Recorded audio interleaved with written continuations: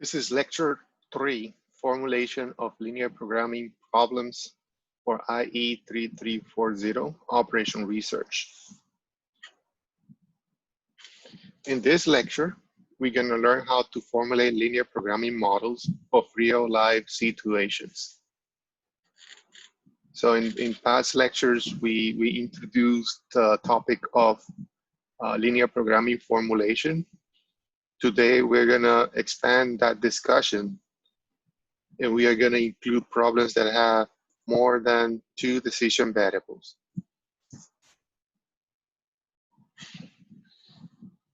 So in this video, we are going to talk about the guidelines for model formulation, and we are going to discuss some problems, including the diet problem, production planning and inventory control, multi-period production planning and inventory control, and manpower planning.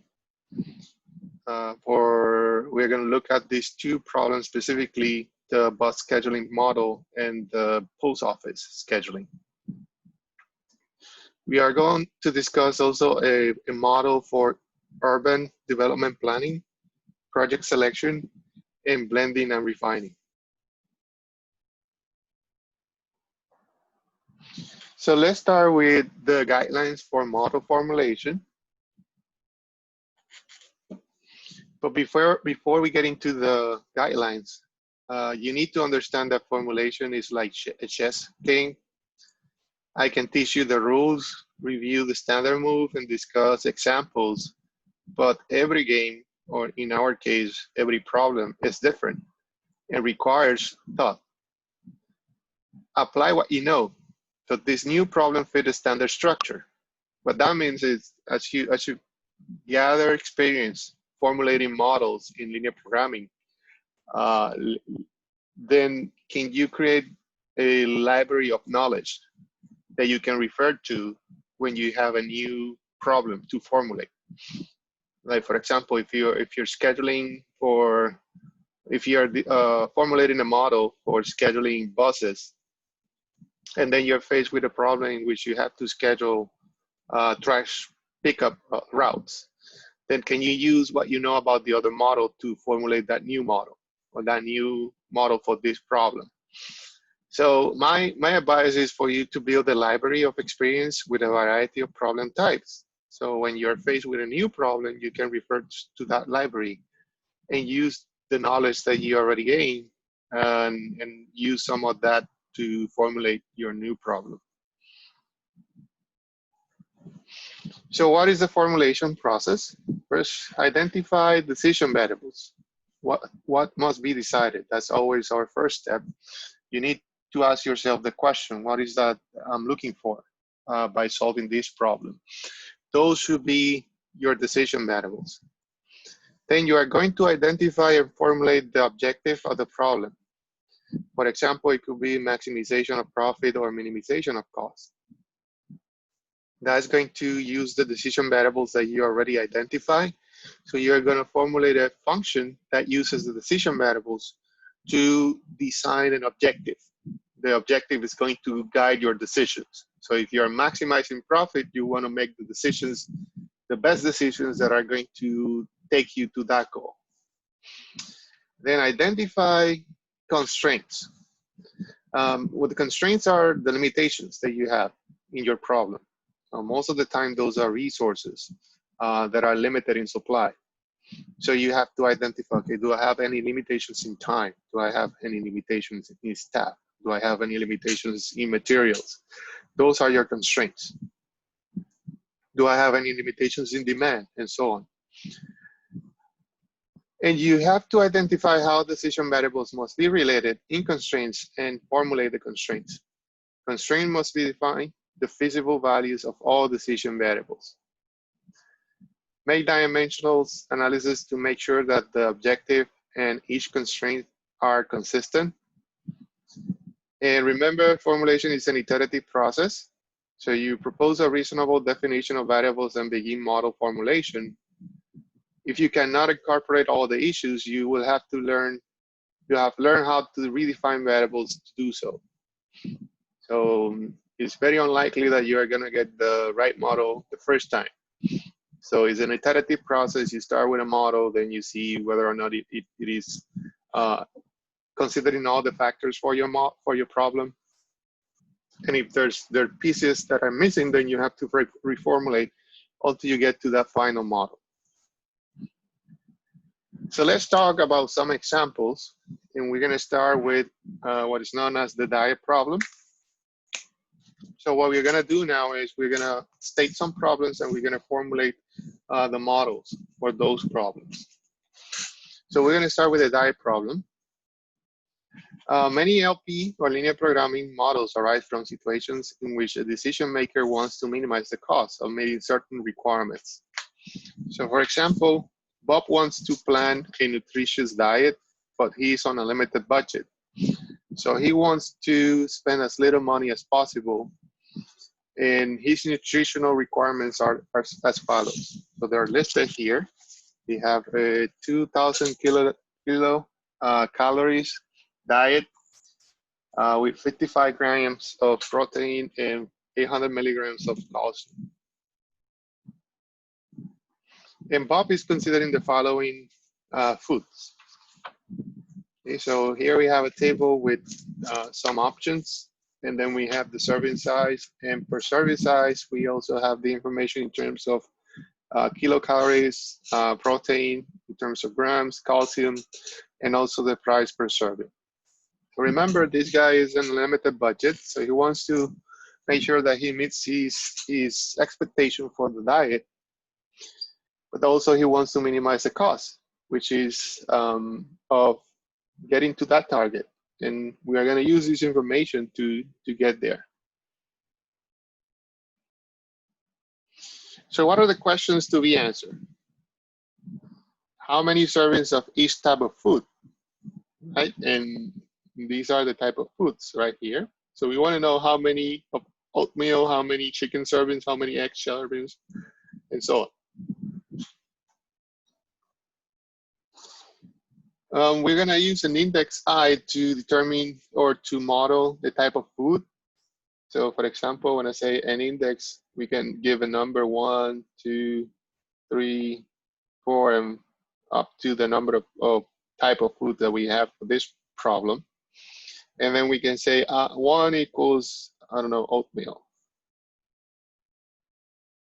2 equals, and so on. So my decision variables are xi, the number of serving food type I. We can represent the number of servings of each type of food in the diet by the variables x1, x2, x3, x4, x5, and x6. As I mentioned, each value for the index is representing a different type of food. So now we have the decision variables. We want to decide how many or the number of servings of each food type for this diet. So the next thing is we need to state our objective function. And for this problem, we have a limited budget, so we want to minimize the cost. We know what is the cost per serving for each one of the food types. So if we want to minimize the cost, we are multiplying that cost times the decision variable. So if we have 10 servings of oatmeal, we know that if we end up with 10, then we need to multiply 10 servings times 30 cents. And that's gonna give us the $3 value. Okay, and so on for the rest of the items. So we have defined our decision variables, and we have also defined our objective function. The next thing is we are going to look into these values, and we're going to formulate some constraints because we have a requirement for our nutritional diet. So these are the 3 requirements. We want a diet that has 2,000 kilocalories, 55 grams of protein, and up to 800 milligrams of calcium. Okay, so, or at least 800 milligrams of calcium, at least 55 grams of protein and at least 2,000 kilocalories. So that is important because if we know that the requirement is at least, then we know that our constraints or inequalities should be greater or equal to this requirement. So 2,055 and 800. So our first constraint in terms of kilocalories constraints is going to be greater or equal to this value. And then we are going to use the information from here to determine per serving how many kilocalories we are getting. So we know X1 multiplied by 110, that is this first coefficient. X2 times this coefficient. X3 times this coefficient, and so on.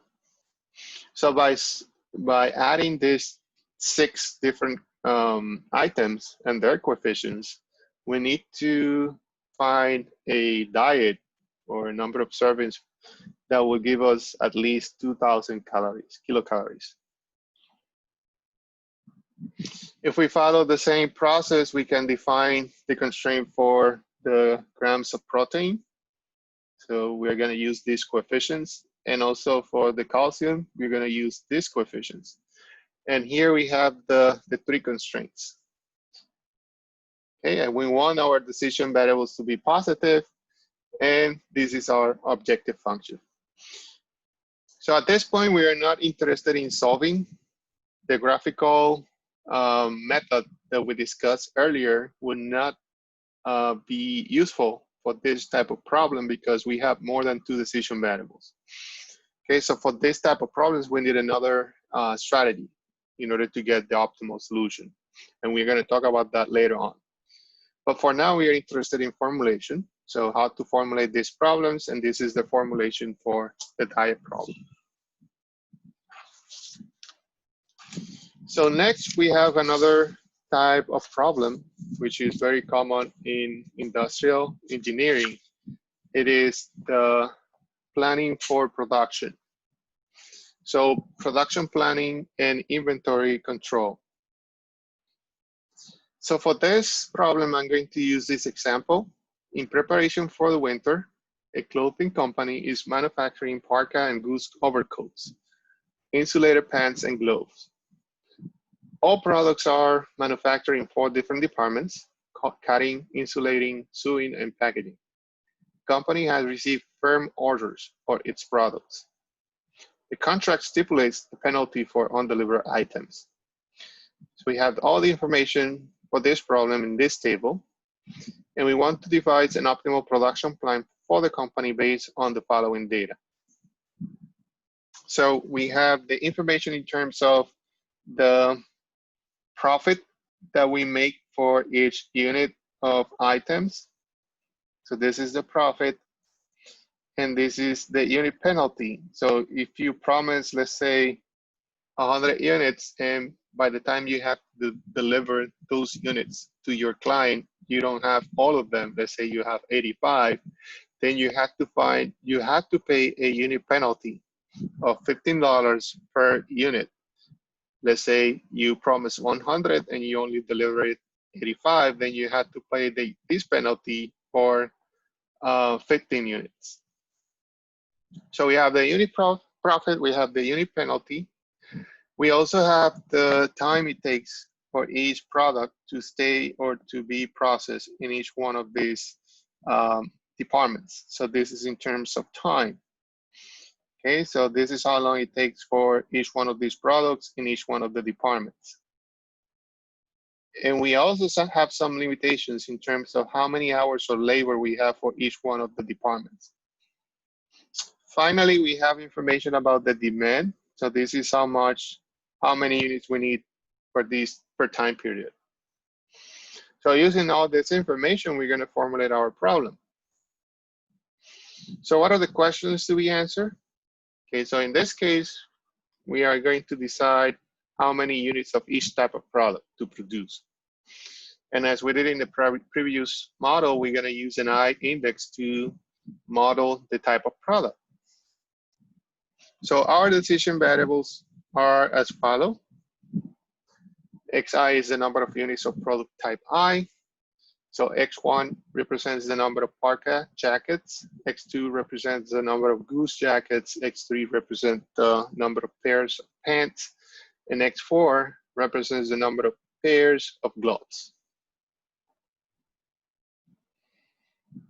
So using the decision variables, as we did in the previous model, we defined the decision variables, and now we can formulate the objective function. For you to formulate the objective function, which is going to guide your decisions, you need to have decision variables defined. Okay, so for this problem, we want to maximize the net profit, which is going to be defined as the total profit minus the total penalty. Okay, so we have information about both. So the total profit, we can define the total profit based on the unit profit per type of product. So this is this, and then we are multiplying those coefficients times the decision variables. The total penalty requires the use of a new variables, S, representing the shortage in demand for product J. So we are going to define some new decision variables to represent this shortages. And then we are going to multiply this 15, 20, 10, and 8 by those decision variables. So X is representing the units produced, whereas S is representing the shortage in product.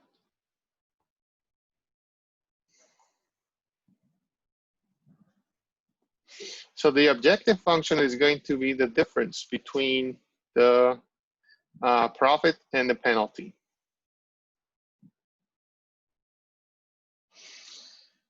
The constraints are going to be based on the limitations that we have in capacity, right? So we know that we cannot spend more than 1,000 units, 1,000 hours in each one of the departments. These 4 departments. And then we have information about the demand, so we have to meet this demand. So that's another constraint. So for the capacity in terms of hours, our first constraint is for cutting. So we are multiplying, let's say, X1, X2, X3, and X4 by the coefficients for the cutting department. So X1 times 0.30, X2 times 0.30, X3 times 0.25, X4 times 0.15 has to be less than or equal to 1,000. And in the same way, we have X1 times 0.25, X2 times 0.35, X3 times 0.30, and X4 times 0.10. And all that has to be less than 1,000. Okay, and we can do that for, let's do packaging. So 0.15 times X1, 0.15 times X2, 0.1 times X3, and 0.05 times X4. All that has to be less than or equal to 1,000. So we have cutting,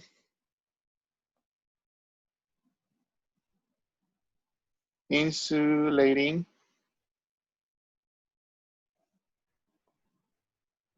sewing,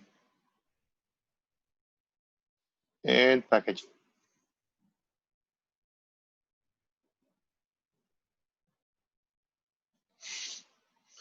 So the other 4 constraints are looking at the demand.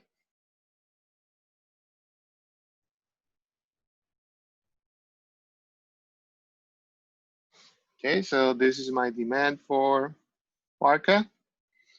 So this is the constraint for the parka. So what this says is the units being produced plus the shortage has to be equal to the demand. For X2, this is our constraint. Follows the same format for X3. This is our constraint. Follows the same format. And for X4, this is our constraint. And follows the same format. So we have constraint 5, 6, 7, and 8. And then we also have the non-negative constraints for our decision variables. So our final formulation is shown here. We have the maximization of profit subject to these 8 constraints, and our decision variables have to be positive or greater or equal to 0. And this is the formulation for production, single period production planning. So this is, let's say, production for next week or production for next month, just a single period time. So that's why there's no inventory carry out and so on.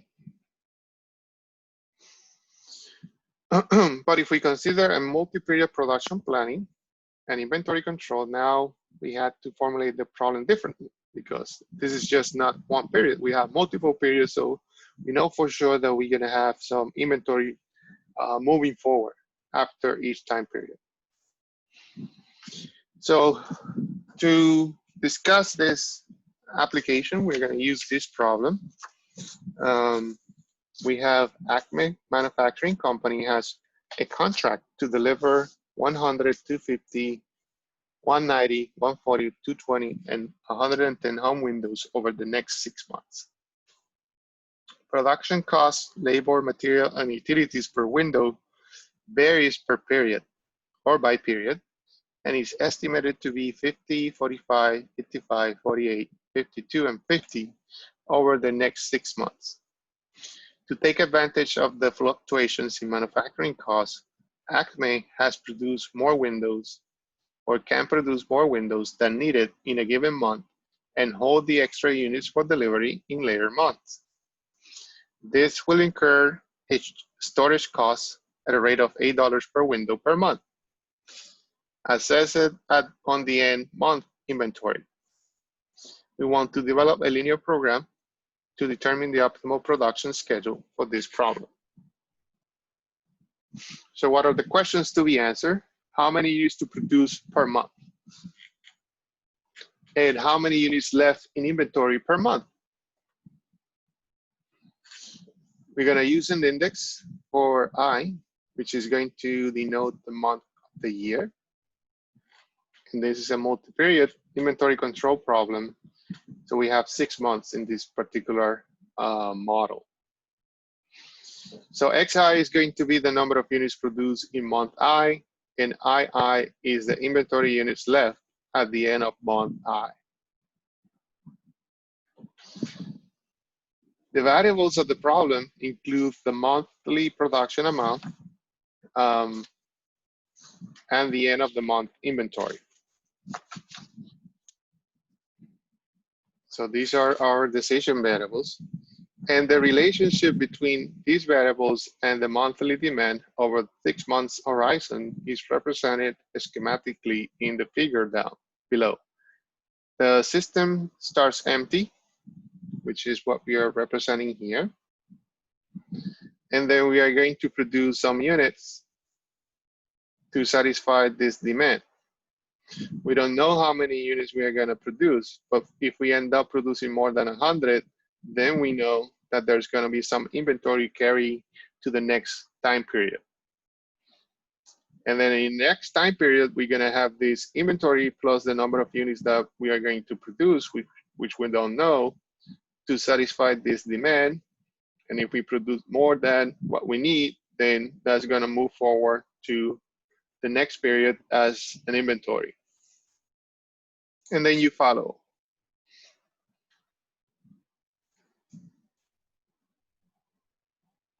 So the objective function is to minimize the total cost of production and end of the month inventory. So the total production cost is going to be the cost for producing a unit in each month.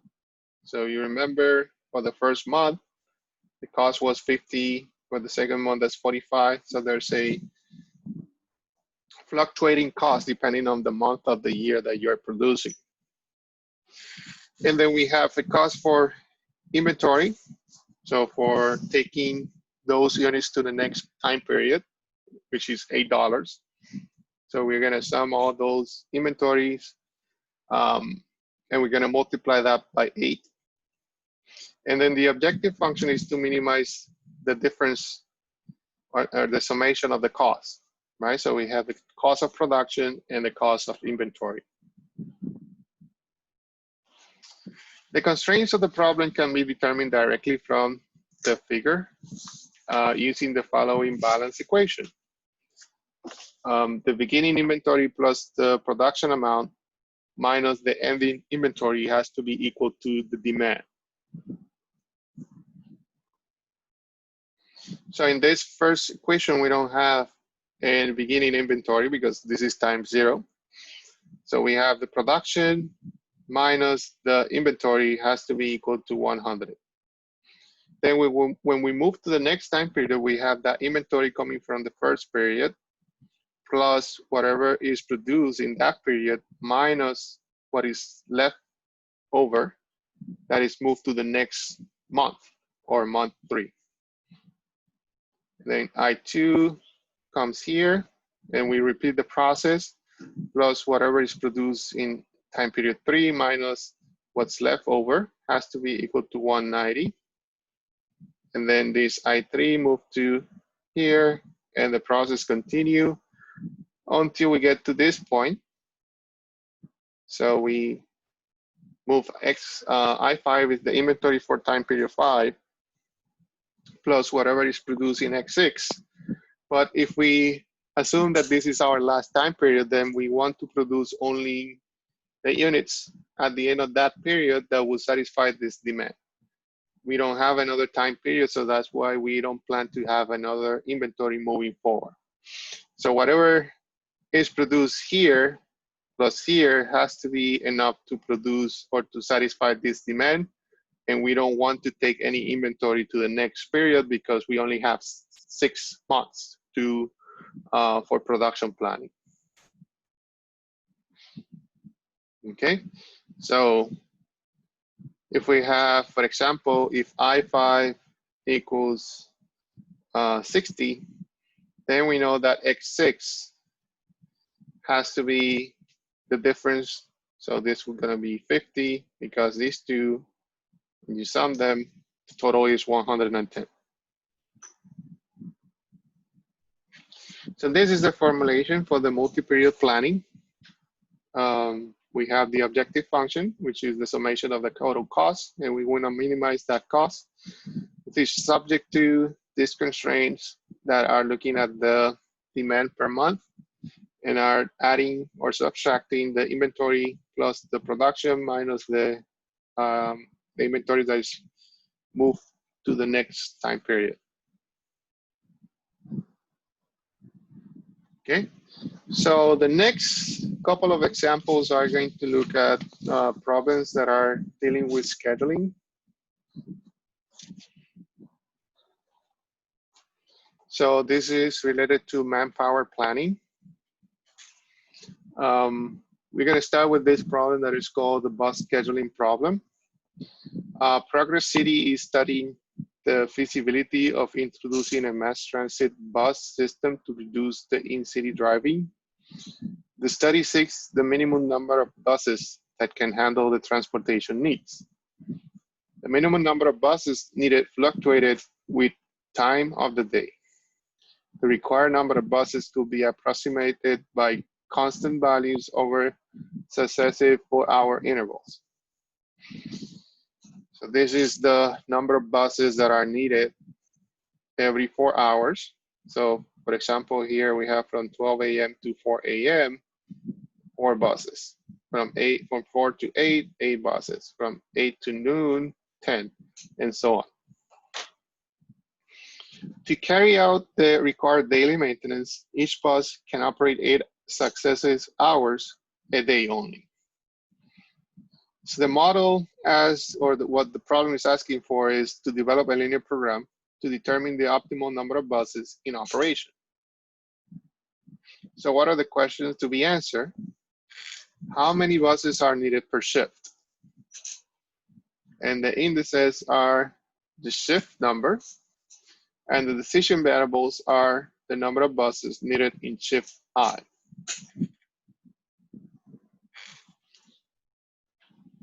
So the variables of the model are the number of buses needed in each shift. Each shift lasts 8 hours. So we can define those shifts starting at each time period. So we can start one shift here, which is what's happening here. So at 4 a.m. we start another shift. At 8 a.m. we start another shift. At 12 we start another shift. At 4 we start another shift. And at 8 we start another shift that ends at 4 a.m.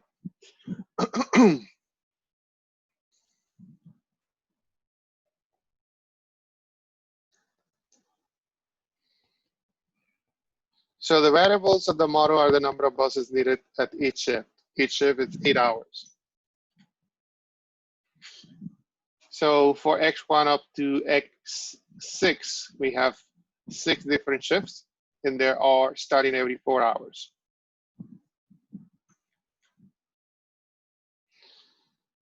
So the objective function is to minimize X1, X2, or the summation of X1, X2, X3, X4, X5, and X6, which are the number of buses that you need per shift. Because of the overlapping of the shift, the number of buses for successive 4-hour periods can be computed as follows. So we have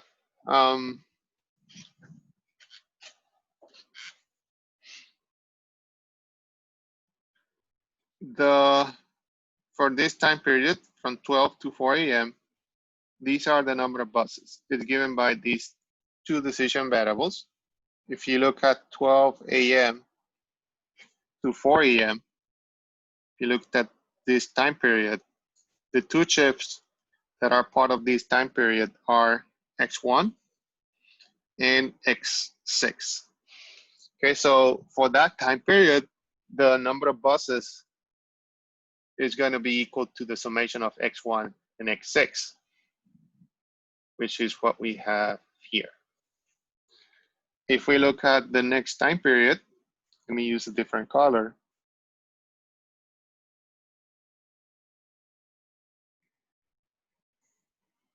This time period from 4 to 8 a.m., this is saying that X1 and X2 are going to give you the number of buses for that time period. So if I go here, I look at this time period, 4 to 8, the number of buses is given by X1, which is here, and X2, which is also here. So we have this line for X2, and we have this line for X1. And we repeat the process. So we can identify which shifts are active per 4-hour time period. And those are the left-hand side of your constraints here. And then we know that for each shift, we need at least these many buses. For that first shift, X1 plus X6, we need at least 4 buses, and so on. So the formulation for this problem is presented in this slide. So we have the 6 constraints for the number of buses per time period, per 4-hour time period. We have the objective function that is trying to minimize the total number of buses scheduled for the day.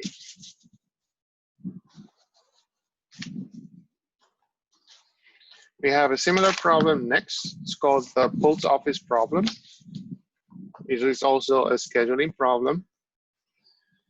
The post office requires different number of full-time employees on different days of the week. So Mondays, it requires 17. On Tuesday, they require 13.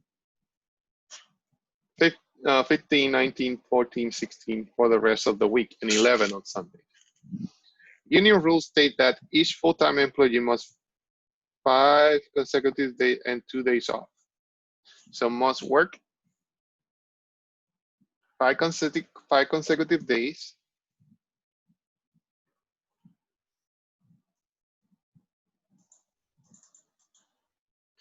must work 5 consecutive days and then has 2 days off. The post office wants to meet its daily requirements using only full-time employees. You want to formulate an LP that the post office can use to minimize the number of full-time employees who must be hired. So what are the questions to be answered? How many employees begin to work on each day? And then we have an index for each day of the week. What are the decision variables? XI is the number of employees beginning work on day I. And our objective function is to minimize the total number of employees. So the number of full-time employees is going to be the number of employees who start work on Monday plus the number of employees who start work on Tuesday plus until Sunday. So our objective function is to minimize the summation of x1, x2, x3, x4, x5, x6, and x7. So as you can see, this formulation is pretty similar to, or the objective function at least, is very similar to the previous problem. The constraints, the post office must ensure that enough employees are working every day. So who's working on Monday? Everybody except the employees who begin to work on Tuesday or on Wednesday. They get respectively Sunday and Monday and Tuesday off.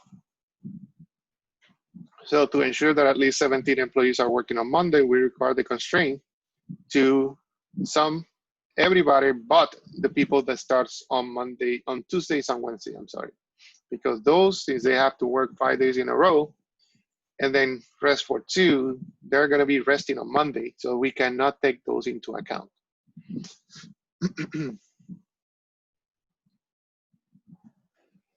So that's why we end up with X1, X4, X5, X6, and X7.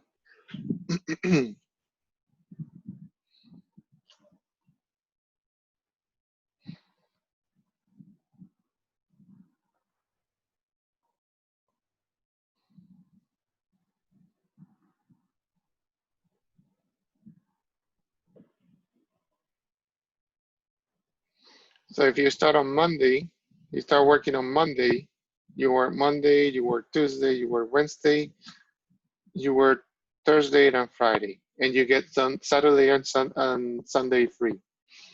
If you start on Tuesday, then you work on Tuesday, Wednesday, Thursday, Friday, and Saturday. You don't work on Mondays. If you start on Wednesdays, you start Wednesday, Thursday, Friday, Saturday, Sunday, and you don't work on Monday and Tuesday. So that's why when you look at this constraint, you have the people who start on Monday, and then you have the people who starts on Thursdays, right? If you start on Thursday, you work here, you work here, here, and here, and then you also work on Monday. So you have the people who start on Monday, you have the people that start on Thursday, Friday, Saturday, and Sunday, because the people who start on Tuesday and Wednesday are not working on Monday. You can see that here. So if we follow the same process, we can determine who's working on Tuesday, who's working on Wednesday, Thursday, Friday, Saturday, and Sunday, and we can make those constraints greater or equal to the number of people required per day. So for Mondays, we require 17. For Tuesday, we require 13. For Wednesday, 15, 19, 14, 16, and 11. So the formulation, the final formulation is here. So the total number of employees needs to be minimized. We have a limitation in terms of the number of people we need per day. So those are the constraints. And then we have the bounds for our decision variables that needs to be positive or greater to 0. Okay, so we're going to stop here.